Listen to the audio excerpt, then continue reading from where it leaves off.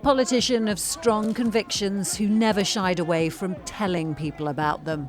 Norman Tebbit was a hugely influential figure in Margaret Thatcher's cabinet. Roses for you, Margaret. They're ours again. A grammar school boy who trained as a pilot in the RAF before entering politics, his speech in the wake of the Brixton riots came to define him and the era.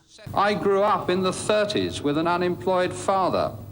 He didn't riot. He got on his bike and looked for work, and he kept looking till he found it. He pushed through laws curbing the unions and was lampooned by Spitting Image as Mrs Thatcher's enforcer.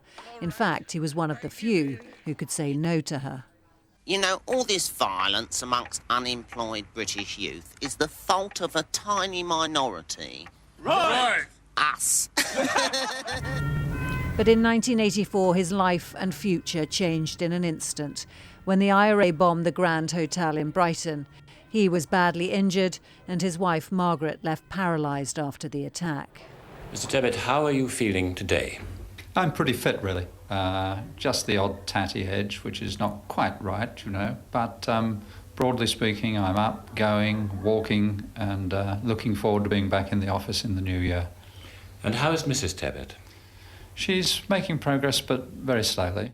His wife's injuries so severe they prevented him returning to frontline politics in the same way.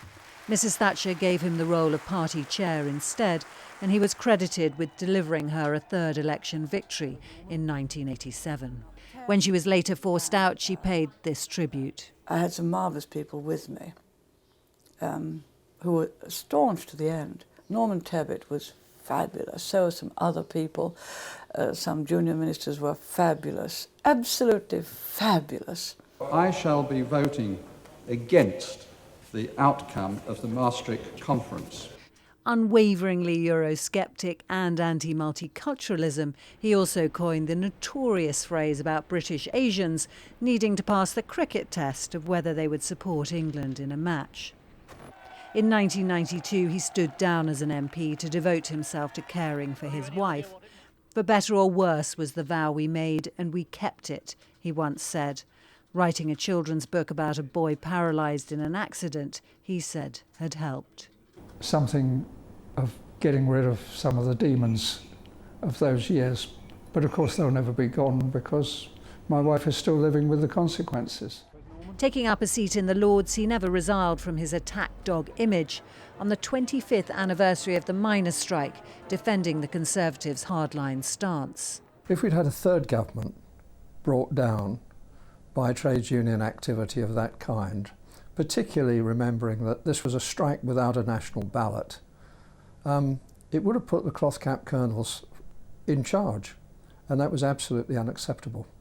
The man who the Labour leader Michael Foot once described as a semi-house-trained polecat was also a devoted family man. Here's a life of public passion, unchanging views and private pain.